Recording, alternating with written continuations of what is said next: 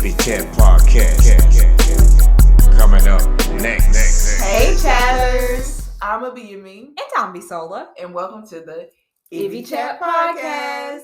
Hi everybody. I hope that everybody has had a fantastic week. I'm not gonna sit here and lie to y'all. My week, it wasn't bad, but it was just a lot going on. So yeah. What about you? How's your week? My week was okay. My work week was actually pretty good. I got to see something very interesting that I will share with y'all. I got to see a breech delivery, vaginal, and it was footling breech, which means that it was a foot in her vagina. So the baby was up this way. It was pretty cool though.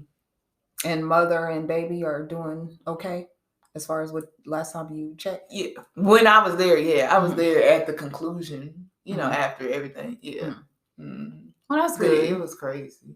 Yeah, my work week was okay. It's the BS after the work week but like we said, like life is still going on. This has definitely been a struggle year. But I've decided to, not let that stuff bother me. Years. To just take it in and then just let it go. Struggle years create beautiful years as well. Yeah, I know next year is gonna be lit. Seriously. But yeah, anyways, again, so I hope you guys had a fantastic week. The reason why I'm looking down at my phone is because the topic for this week is in our chat on Instagram, what we're going to be talking about. And I don't know how far back it is, but do you kind of want to explain it, or did you want me to explain it? You explain, because I don't remember. Okay. I'm not even going to sit here and get cap. Okay, so I came across, before I get into it, we would like to thank you guys so much for continuing to rock with us and watch our content. Please remember to subscribe, like, comment, and subscribe. Tell your mom to subscribe, your dad to subscribe, your uncle, your cousin, your grandma, everybody subscribe, and enjoy the content, and be sure to comment as well and join the conversation. And yeah, so let's go ahead and get into this week's episode. I'm not going to say it's going to be heavy, but it is going to kind of be heavy because we are going to be kind of talking about childhood traumas, which was one of the reasons why my week was like not as great as it could have been. Childhood traumas, going back into, and not even really childhood, but because childhood, but young adulthood, going into that teenage childhood. You got trauma. Honestly, you got childhood, just trauma in general, because you can have trauma no matter what age. It's just childhood shapes us into who we are for the most part. But not in general, trauma shapes us. But that go back to psychology. Did you take a psychology course? Yes, and I just knew that I just knew the world after that. Like, it was so interesting. And I think that I was talking to my in-laws about possibly doing psych NP once I get my family nurse practitioner. But yeah, because I was like, I kind of enjoy it, but I said I done dealt with that. I don't want to sound rude, but I done dealt with mental health issues, not my personal, all my life. So I'm like, do I really want to be around? Yeah, like, do I want to have lived it and then work? But it could be therapeutic in some ways. I don't know. Maybe that's my next step. Because I feel like in nursing, the cool thing about nursing, I feel like you can different things. Yeah, and I feel like different things pull me in that direction. Like, I feel like because of what I went through with pregnancy and stuff, that pushed me to do L&D. So maybe that is my next journey. Who knows? Yeah, and she'll keep you guys posted about that. But I think it would be very therapeutic. Or I'll be like the lady on Smile. Oh, don't let it destroy you. But yeah, so I came across a video on Instagram, on the Reels, and it was a psychologist, a doctor, and her name is Judith Joseph. Oh, I thought she was just, people be just making random content. I thought she was I was like, yeah. But no, she really got some proof in the pudding then. And I was watching it, and the song was like, if you listen to the song, it's like, kind of get you in your feels, the song. And then what's the song? I don't really know the song. It's just I guess the mood of the musical, song. like the mood of the song, and then the content together, like get you in your feels. And so it's about the instruments. Yeah, the instrumental. Yeah. So it's ways childhood trauma can show up in your adulthood. And so I watched it, and she just shows like random things that you possibly do that could be linked to childhood trauma. And I looked at it, and literally not let's anymore. Let them watch it. Yeah. So let me go ahead, and because I'm gonna post it in the video as well. And let the podcast hear. For those who listening on podcast. Yeah. So 3, 2, 1. Oh. Y'all, I swear when I get coffee, I just get so hyped. Oh. Like I'm over here listening. Okay, let's go back. Okay.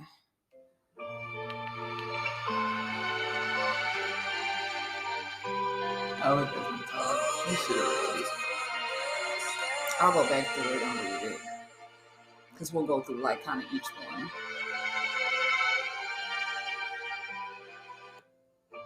Okay. So again, the music can kind of put you in your feels, and the lyrics say old enough to understand, which is another thing. Like, okay, so you're older, you say, oh, okay, so could be why the things that I do this is the reason why I do some of these things.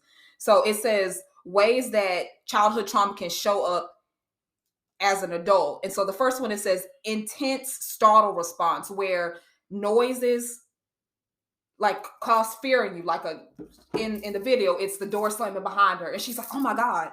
And she jolted, and it could be linked to childhood trauma. And I do that, like random noises that I hear that I know that I'm okay, but it'll cause me to panic a little bit. Like, what was that? I live in the house with 3 other bodies, and I still get scared. Yeah. Like when somebody come in the room. Mm-hmm. Yeah, you've always been like that. And I would, and when I say I would scream, I literally would scream. I got to the point where that's why I get on my husband. I be together. I would announce myself. Yeah. I be telling him, stop just walking past me.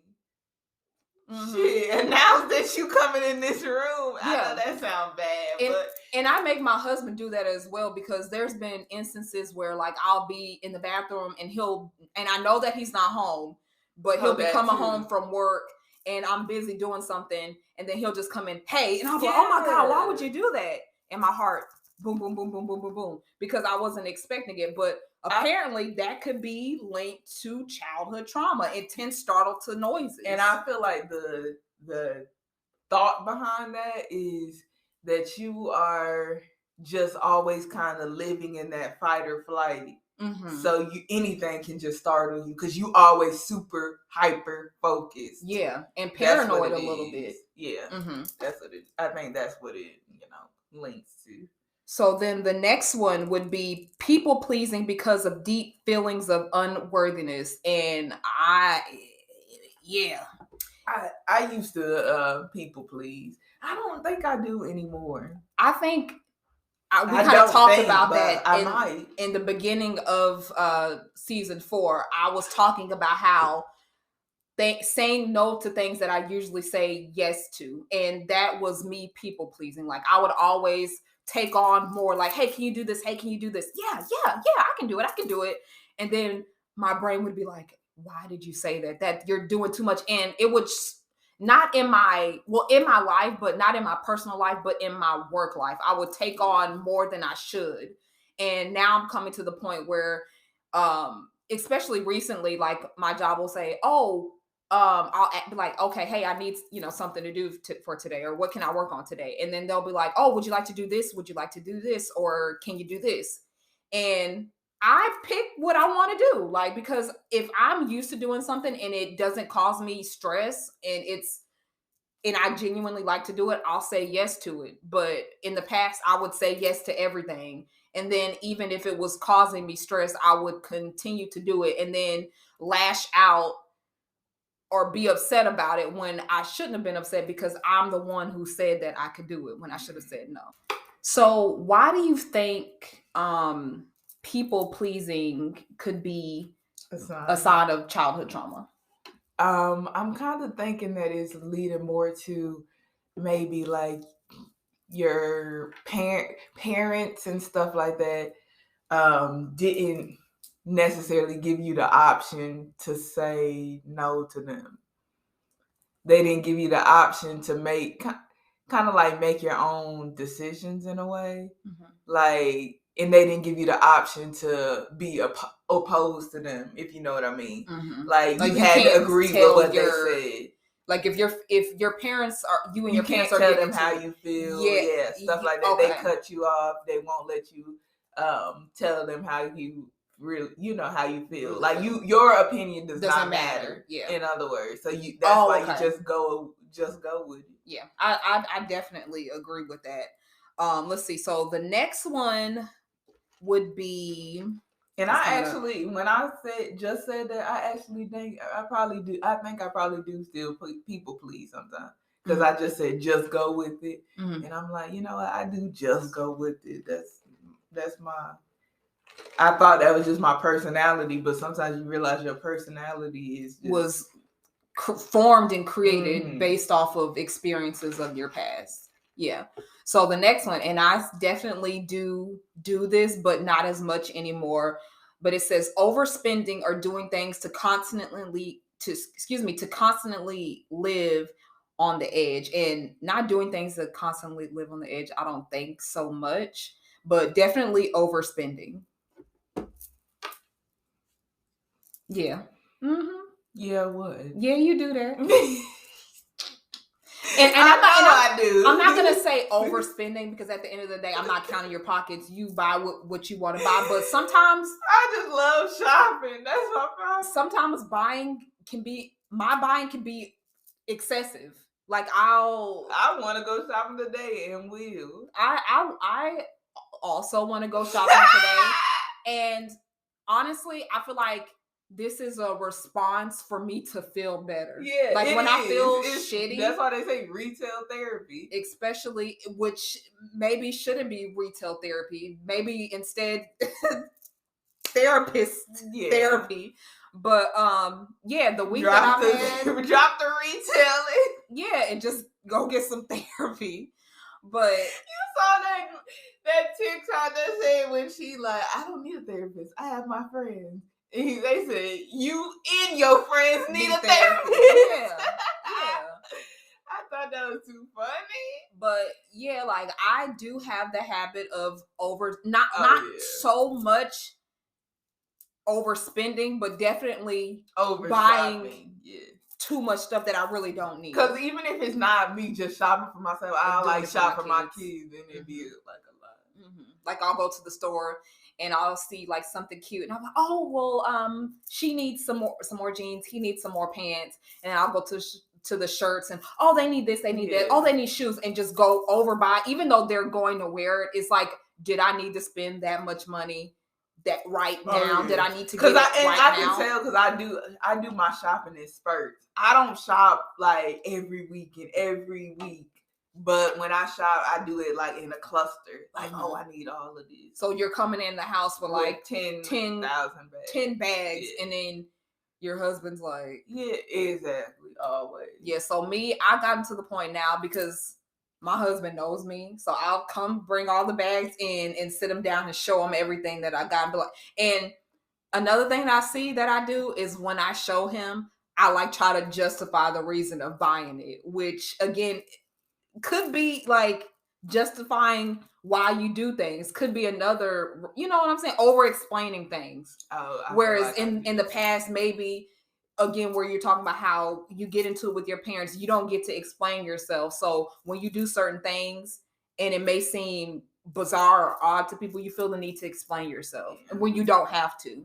Now let's get into the over shopping and stuff. Now that might be due to, for some people, I feel like that might be due to the lack of thereof. Mm-hmm. Like some people might have had lack of that's very true, resources and stuff right, growing up, and now they got, you know, they living a better life, so they feel like, oh well, when I was a kid, I couldn't afford to get these things, so now I can buy all these different things, and then you're doing too much of it. Also, that last part, living on the edge, that might be due to like, I feel like that might be due to there might be a lot of drama growing up in your house or something. Mm-hmm. So you kind of always want that excitement in a way. I know that sounds bad, but you kind of always want that kind of like drama in your life because you used to living in chaos. Yeah. So you rather live in chaos than live just a normal quiet, life. normal life. Yes. You need the chaos to be able to function. And I'm trying to figure out why I like shopping. I think I just like shopping for just the retail thing. I feel like it makes me feel good. It's like a hit of dopamine. Yeah. Like you buy it and you get it. You're like, oh, I'm so excited I have it. And then like you go back and then you go back to like, you know, it's a cycle. Like it really didn't help you feel better, but you have something new to, you know, to put with all your other stuff. Okay, so next one would be, and then the reason why I'm like breaking pauses because it's a few things that happens. Okay, so the next one would be hypervigilance, because you're always afraid you're in danger in some way. And the example that she's showing, like fight or flight, is her going to the stove and making sure that the stove is turned off. That's also a little that's kind of a little anxiety and like compulsiveness in the way she did it. And I don't do so much, and I notice my husband does that, where he'll go to the stove and he'll like make sure everything, did you turn everything off? And he'll go, and I'll tell him like, yeah, I turned everything off, but he's still making sure everything's turned off. And I can't speak too much of how my husband grew up, but he grew up in, I'm not going to say a rough childhood, but he grew up where his mom was a young parent. And so he kind of had to raise his siblings in a way. So, you know, that's his story. I agree with hypervigilance, and when I'm hypervigilant, my example, but not to that degree, not looking at not to doing that, but I noticed that sometimes like I will get up and I know everything is fine, but I'll get up and I'll go check on my children to make sure they're good, and I'll like actually go into the room and look over them and make sure that everything's fine. I think that has something to do with just being a mother. Yeah, but it's anxiety as well. Like sometimes I think that more has not. I don't know if that example has to do. I'm not saying that you might not have stuff that happened in the childhood that had to do with that, but I think that mostly had to do with parents. You know, having children, you just get parental, you know, anxiety from being a parent. Like I'll wake up in the middle of the night and I'll go in there and make sure. That's why I got my camera and I look at them in the. I turn it up high so if they cry, I can hear them. Yeah, I have a camera as well, but I'll still get up and go. And then I notice that sometimes, like, I'll get up and I'll go make sure the door is locked and I'll jiggle it. Yeah. Before I go to sleep, I make sure that door locked, the back door locked, and then And you could like say like, oh well, that's not really hypervigilance. That's just, you know, making sure that you're safe, but. You know that you live in, I know things could happen to anyone in any place, but you know, you live in a typically safe place, but you still feel like that you could be in danger somehow. Yeah. I get in my car, I lock my door. I get in my car, I look at my door handle, I lock my door. Because, and I feel like this.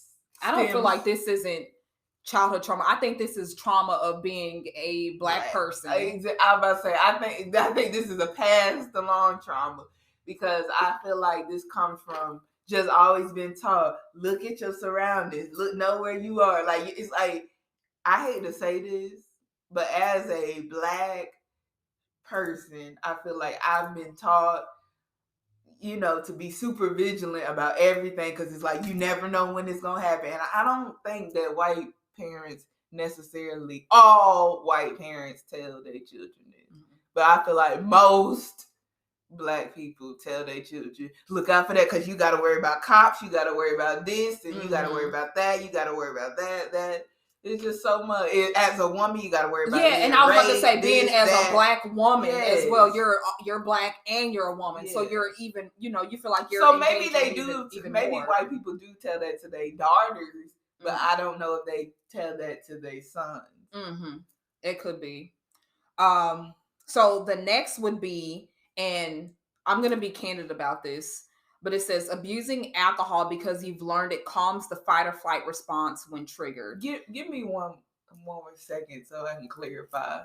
Okay. I don't mean that it's just black or white. I mean, I think just Black people in general, culture has pushed that on generation to generation, and other races, other people don't necessarily do that. That's what I mean. And it could be not just a white people of color thing. But I feel like no, that might be true. People of color. Yeah. But I was just thinking, like, I can't see like Asian. I don't know if they push that.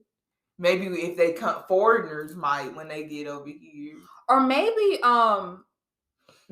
Americanized Asians may not, but maybe I do feel like foreigners that's what, would be, more hyper vigilant because you in a new place. Right. And then I feel like that for people of color. Illegal. I put that in quotation because I don't believe in nobody being nowhere illegal. I just want to put that out there. Then you would be even more hyper vigilant because you worried that somebody gonna call the cops, and it's just like we just gotta constantly live on the edge. Yeah, I feel like Americanized people of color may be more laid back, but if you are a foreigner and you come to America, you may be feeling like, oh, I have to watch what's happening to me. That's because true. And then culture and stuff. It's just different cultures. They more stern about different stuff. So I can't remember. It was something about alcohol. It was like alcoholism, and I don't feel like that is a problem with me now because I'm older, and for my young people out there, that may drink more frequently, when you get older, like your bounce back time of coming from a hangover takes a little bit longer. Now, like I don't even really drink excessively anymore, but if I take a few shots or I'll have a couple mixed drinks, like it takes me a couple days to recover. A lot of times the way that you guys bond on a college campus, going out to clubs and things, you party. So being candid here, I drank from Thursday to Sunday, and I'm not proud of that. But I'm not gonna sit here and really blame it. But it was a reason because I was unhappy, so I used liquor and drinking to make me feel. And she said to calm your fight or flight, and it did. It was calming. Like I needed to be tipsy to feel good, to have a good time, to be happy. Whereas internally, I wasn't really happy when I went to college. That's what I'm saying. Is that the last one? I think there's one more. Okay. Yeah, I feel like a lot of people use substances to calm their fight or flight because in fight or flight, give or take, is anxiety.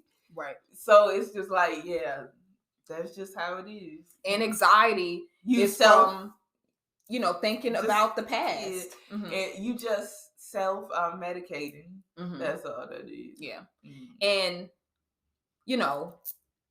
I think a lot of people do, especially young adults, they do that. And then maybe they may come to their senses like, look, I don't want to use these substances to make myself feel better. And then you get a little bit older like I did, and you find yourself not being drawn to that lifestyle anymore. And also, like I said, getting older and realizing that it takes a couple days, it takes at least 2 business days to get back on track. And I'm not for that life anymore. So like I said, I think there's one more left. And so we're going through it. Oh, well, we didn't even talk about, why do you think that we we would use substances from like back in the past to combat anxiety or our You fight or flight. had anxiety your whole life from the rough childhood, whatever trauma you had. Whatever trauma you had in the past, you know, just trying to cope with it. Mm-hmm. Okay. So the last one is anger outbursts, intense reactions to very small triggers because even small things are perceived as major slights. And I think that is currently happening to me in my life right now. I find myself getting overwhelmed, overstimulated by little situations where I'm like, you know, snapping, and then I'm like, you know what, maybe I shouldn't have did that. Read it again, or just say what you like. Anger, like intense outbursts for like little small things that happen. You overreact basically to like small that's things. The story of my life. I think that's happening to me. I always overreacted. Yeah, I always overreact. Like you think, like, so for example, say somebody may have came up to you and said something to you, and you took it as them being rude or disrespectful, and it wasn't. I'm sorry, the way your hair bob like that, it would really be cute in a little bob. Yeah, it's but I can't cut my hair. I want to, but I'm like, maybe I should just get like a U-part wig cute. So I can keep my hair, but wear like a U-part wig in the texture of my hair, and then but have it really short so I can do a bob, because I can't cut my hair. I done it's 10 years and 10 years growing my hair. I can't cut it. Yeah, anyway, we off. Yeah, because I was like, why she keep looking at my hair? Because I'm like, that would be real a cute little. Yeah, I've seen it before. You know, we used to hate when you would go get your hair done. They were, why she bump my ends? But now, like, you like the little bump because it get like, because it's giving 20. Period. 20,000.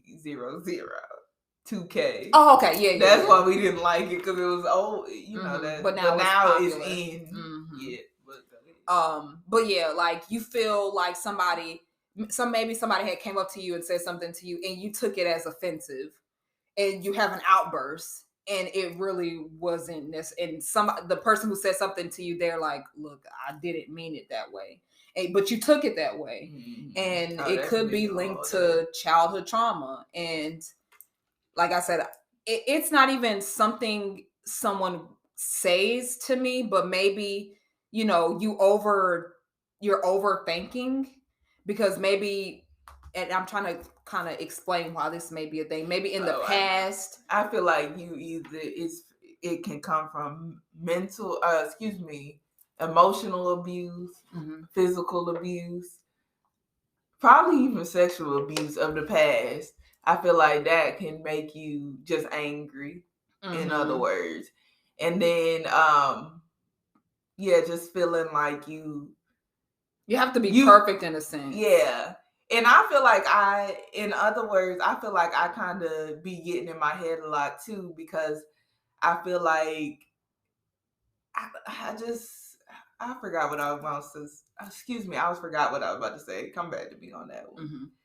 I don't really have much more to say about it, but I do definitely know for a fact that I do that, and I'm working towards it now. I get in my head so much because I be trying to know what people are thinking to have an explanation, and then also I have I be trying to be perfect in my head, I should say, but that's not realistic, clearly. Yeah.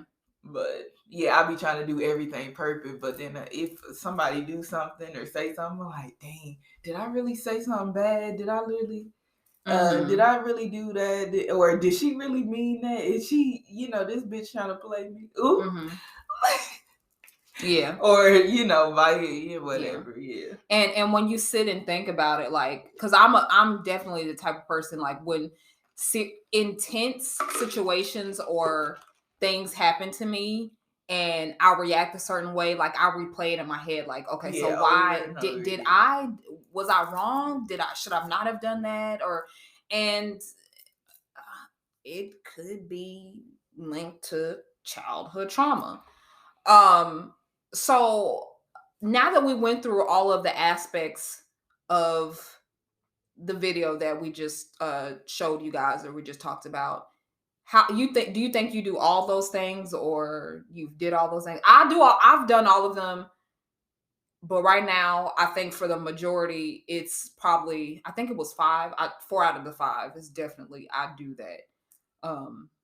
I probably say 3 to 4 out of the 5. Mm-hmm. Yeah. I'm still on the fence about. Well, no, probably 4 out of 5. I don't do the over drinking. Yeah, I don't do the over drinking or like substance abuse. Yeah. Yeah, I would say 4 out of the 5. Mm-hmm. And so I guess the next thing to talk about would be, what are some things that you're doing or what are some things that can be done to try to like combat those? I ain't giving no advice on that. Well, I'm saying in your situation, for you specifically. So let me tell you what I've done, what I've been doing, and what I plan on doing. Mm-hmm. I've been doing like working out and shopping. That's mostly what I've been doing. Mm-hmm. Has that been helping me? Mm-mm. But working out has probably helped more than the retail therapy, don't you think? Probably.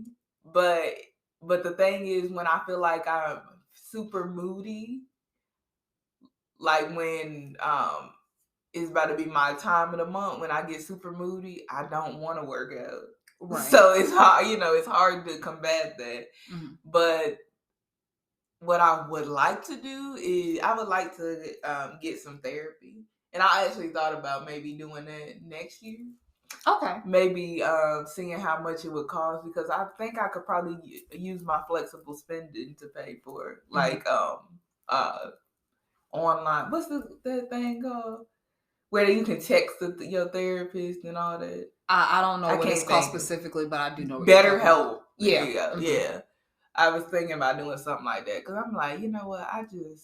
If you find something and it's affordable, or maybe I can use my husband's flexible spending account, I would probably want to do it as well. I was like, I think I could need some therapy, because I was talking to my husband was it yesterday? Yeah, yesterday. And I was like, you know what? I think because he was saying that he think my father needs some therapy. Let me just say that. Mm-hmm. And I said, shit, I need to take. Yeah. Honestly, therapy. I think he really needs more than therapy. Mm-hmm. And I don't. Yeah, I'm not trying to be an asshole. Mm-hmm. I'm just saying, I need therapy. I definitely do. Yeah. After dealing with, and not to get too much into the situation, but dealing with a parent who has mental health issues, I think that after dealing with it and being in the environment of toxicity, and then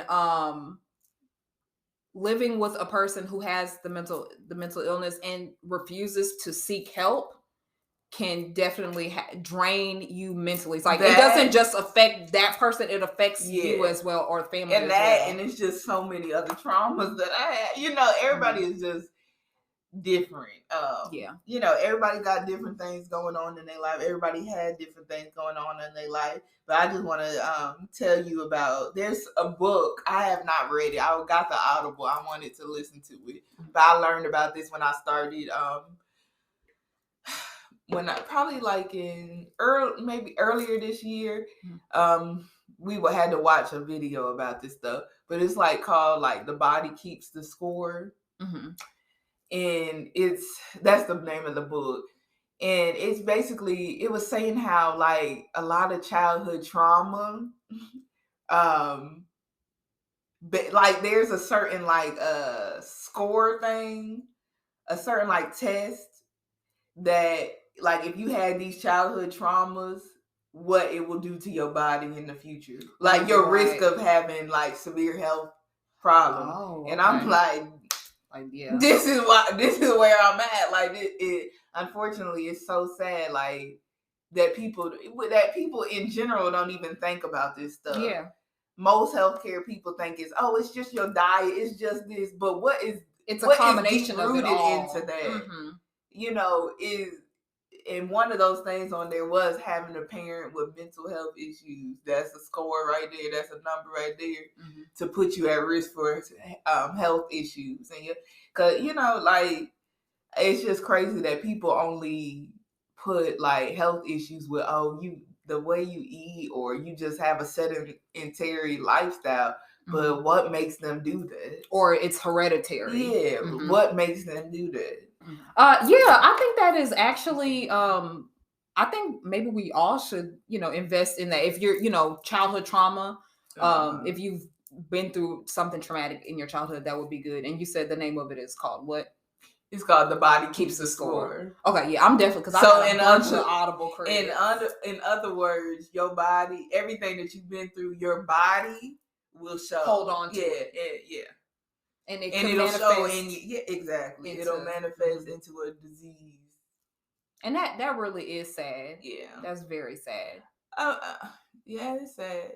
You don't want to hear the darkness that I got to say. What?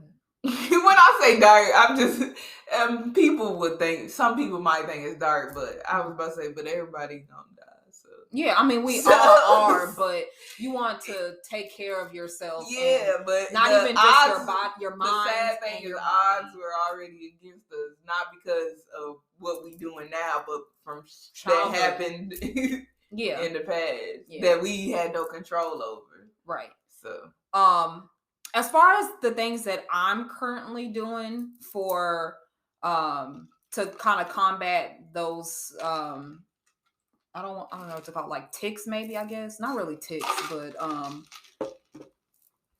to combat those negative things, I guess is the best way I can describe it.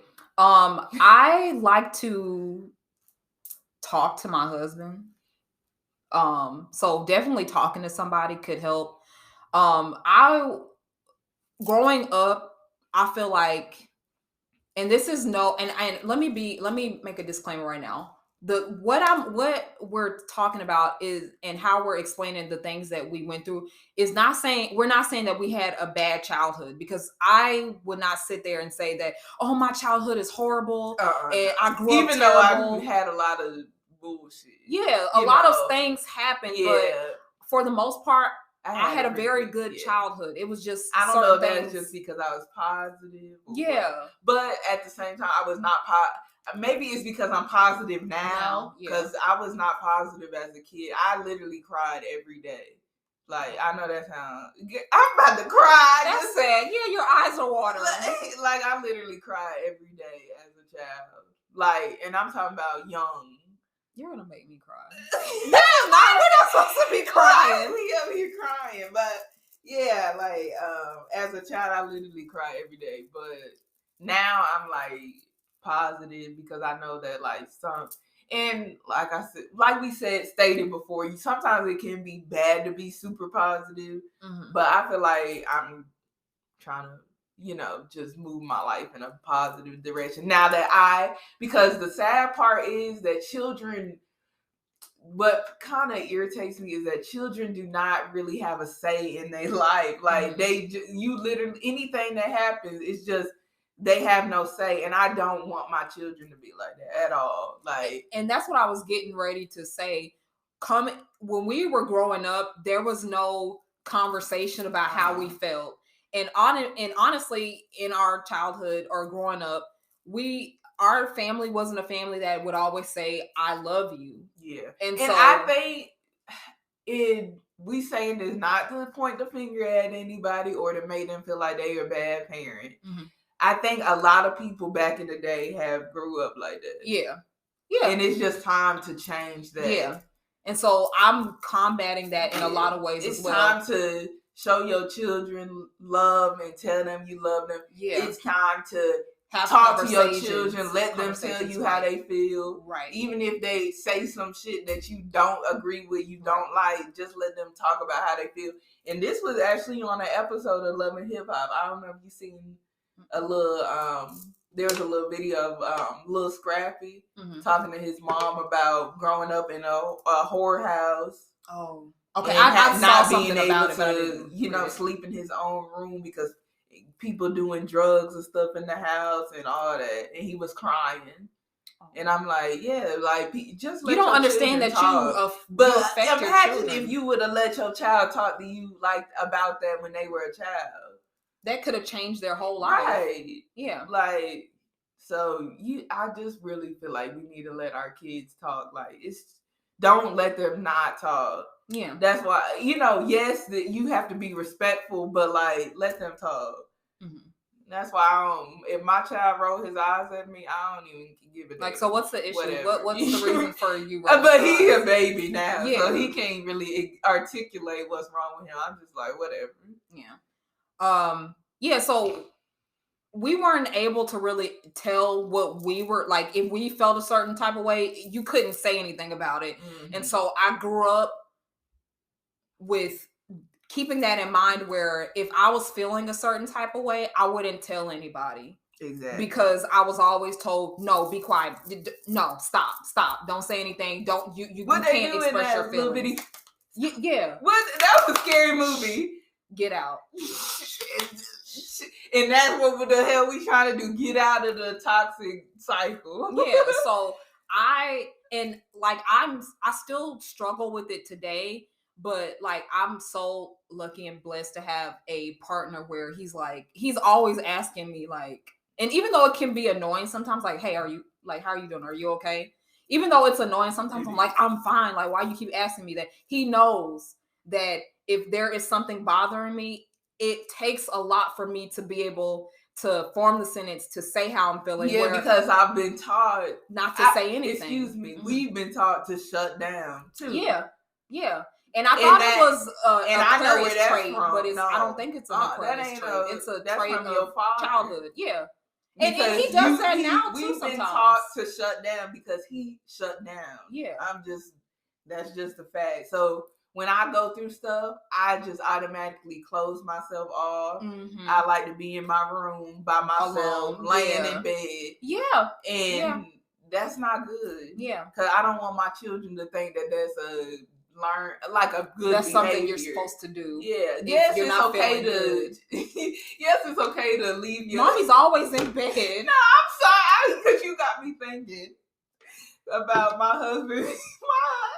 He told me the other day, because I told him, I was like, yeah, I'm about to go to the park and walk by myself. Mm-hmm. And he's been making fun of me ever since, because he said, oh, mommy just go get a break, and daddy got to be here with these kids. Mm-hmm. But something you do need to be. Yes, I had to tell him, like, but moms, we carry everything on our shoulder, and I feel like men are so, maybe this is not true, but I feel like men can be so in control of their emotions and stuff sometimes. Because they've been taught. Exactly. They've been taught to be like, hey, like, you're a man, like, buff up. But so they know how to compartmentalize.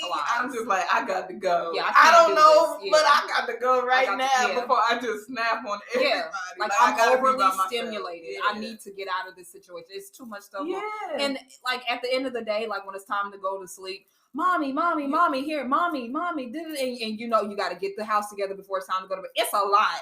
So and again, talking back to the video, snapping at little things. Like I'll snap, like, hey, stop. Just, stop. When the house is dirty, please leave me alone. Yeah. So keep your space clean. Cause I mean, I told my husband the other day, I said, act like you mean. I don't know why you you don't do nothing around the house. And that's all he said.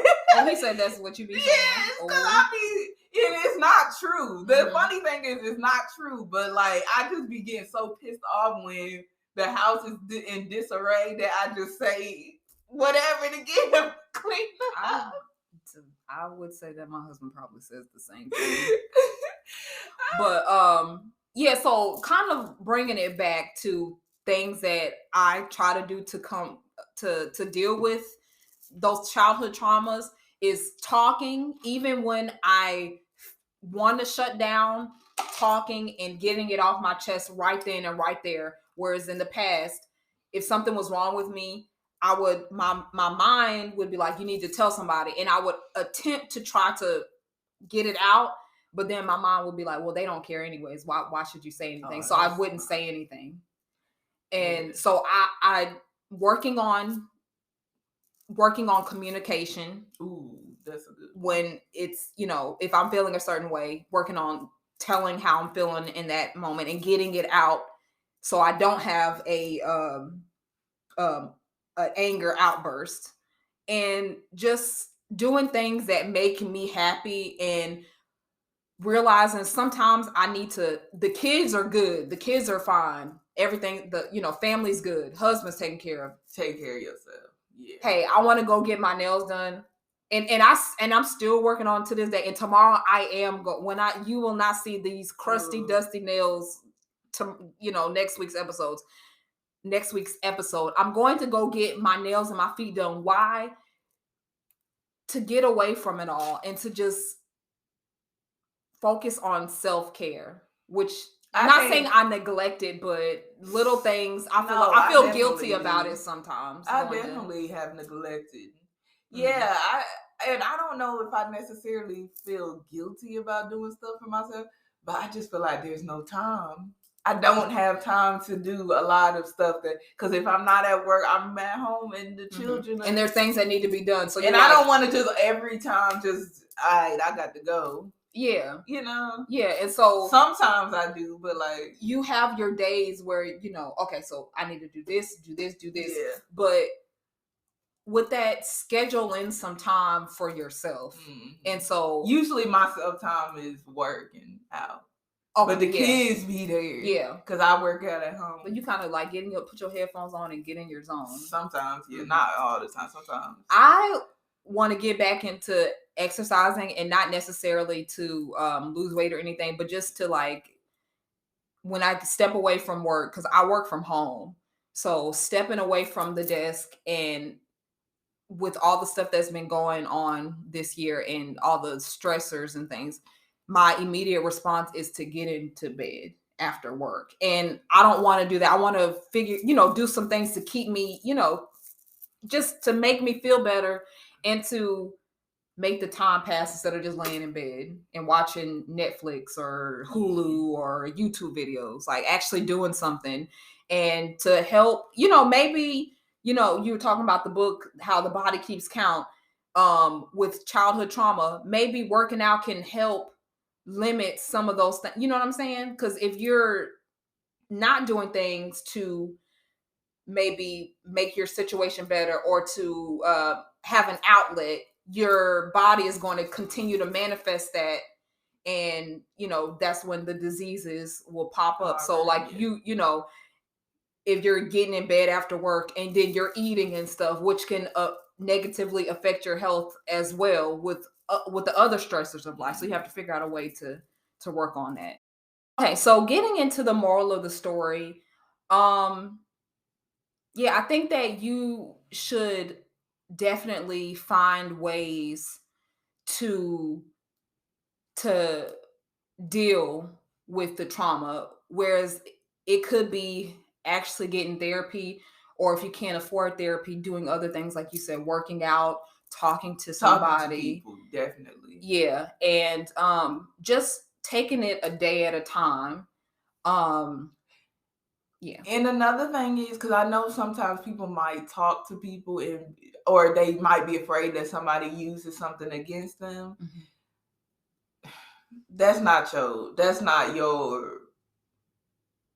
That ain't your burden. Mm-hmm. Anything that has happened while you were a child, you had nothing to do. That's not like you. That was not your decision making. That was just life circumstances. It happened to you. Yeah. So if somebody wants to use that against you, that says more about them than you.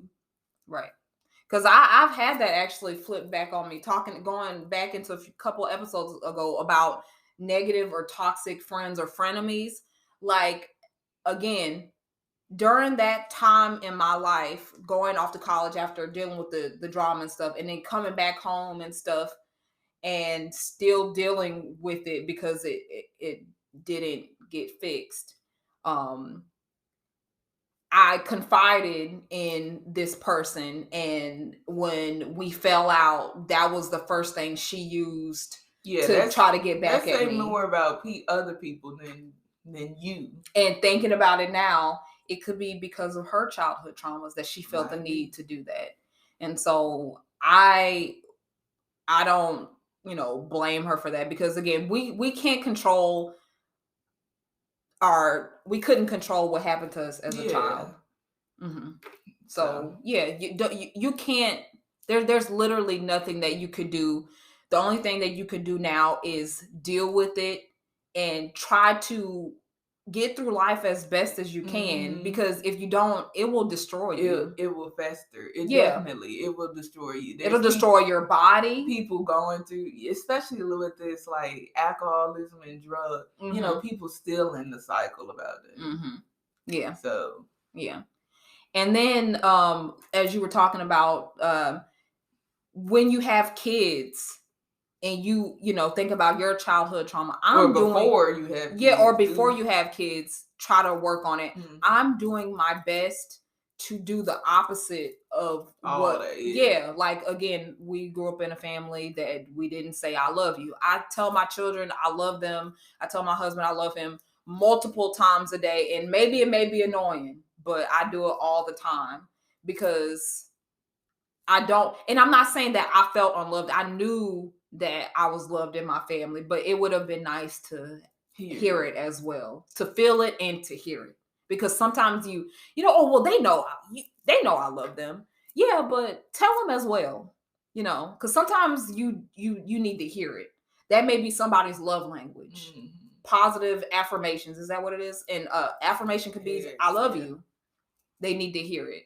And then giving your children the opportunity to speak with you. Yeah, because if you think about it, when they grow up and they're having experiences of their own, they're not going to want to talk to you. And so what if and I pray that this doesn't happen to anybody, that they get into trouble, they're not going to come talk to you. And and I always tell my son, like, if something's wrong, you have to tell me, so I can figure out how to help you. And if I can't help you, I'll find somebody that can help you. And another thing that I think I've been big on with my children is, like, if they seem like they annoyed they don't want to be touched, or they annoyed in any way, I'd be like, okay, let me leave them alone. Give them some space. Because I always say, and then we got big because I had to tell my husband, like, don't, because he'd be like, I'm your father, you need to listen to me. And I said, Pharaoh, we can't tell him to, well, he would say, like, you need to listen to adults when they talk to, and I tell him, look, we don't need to tell him that. You need to listen to mommy and daddy, because everybody don't mean you know, everybody's doesn't have your best intentions. So I don't push onto them. Listen to adults. You got to listen to adults. No, because if you doing my child wrong, I will find you, and I will. Look, I'm acting like what's his name off of Taken. I will find you, and you know the other word. You know what? Yeah. So you can't preach to them. Listen to adults. No, and you shouldn't listen to anybody. You should always come up with your own decision. I'm trying to teach my children to be independent, because I don't think I wasn't independent. I had to grow into being more independent. Yeah. And now that you speak about that, I came across, it was a reel or a TikTok or something, where this lady was talking about how she doesn't teach her children about stranger danger. And the reason why she said that is because a lot of times when things happen, when things happen to children, it happens to them from somebody that they know. So if you're always teaching your children about stranger danger, they're going to think it's strangers that are doing this. She said, I don't teach my children about stranger danger. I teach my children about strange behaviors. Yeah. And I just was like, that is perfect. And I think that's another thing that we should do. Another thing too, I teach them what their anatomy is called, not the PP and all that. No, it's a penis. Mm-hmm.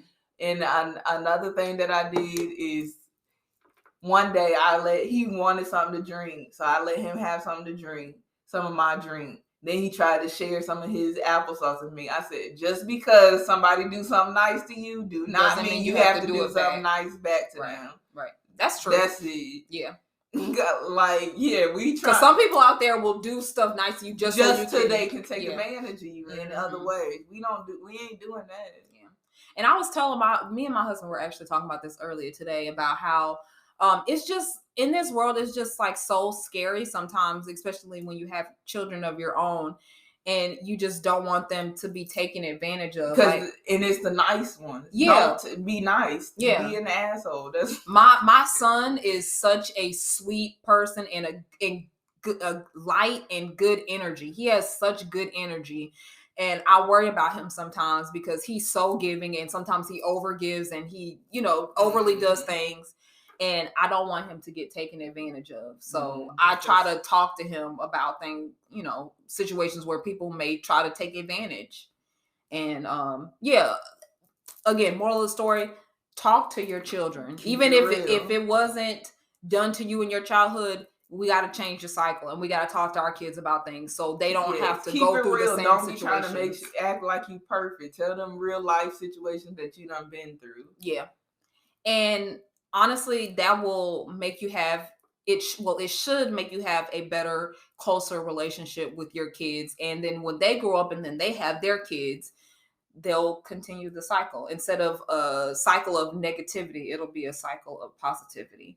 So yeah, I think this was a very good conversation. Mm-hmm. Again, feeling therapeutic, feeling light after going through some of them reliving childhood traumas this week.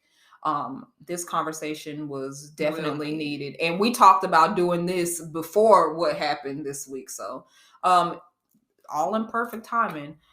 Is there anything else that you want to say? Like, comment, and subscribe. Subscribe. I wish that I could find something weird like big subscribe. Subscribe, please. I know the conversations is there. I know that you guys enjoyed the conversation, and I just really would appreciate if you guys would subscribe and comment as well, and let us know about maybe do you exhibit some of these negative, they're negative traits or different type of traits because of maybe your childhood trauma. You don't have to go into too much detail about what it was, but do you find yourself doing some of these things? Or it's time for Black people to open up. Yeah.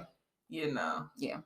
You don't have to hold it in anymore. Exactly. Because I feel like a lot, and my husband says that it was the same for him growing up, where he wasn't allowed to speak his mind. Where, we would make fun of, there'd be white jokes like, what the F, mom, and blah, blah, blah. Maybe they was onto something. I'm not saying my children can say that to you, but they were really, letting their parents know, like, look, I'm my own individual. I can do what you know what I'm saying? Maybe they were onto something. Maybe we need to, when in Rome, maybe we should do the same. Not saying you let your children talk to you any kind of way, but give them the space and the opportunity to express how they're feeling. But I can do the same too. Yeah. So but yeah, again, be sure to like, comment, and subscribe. Join the conversation down below. And I think that is it. I hope you guys enjoy the rest of your week. And until next time. Bye.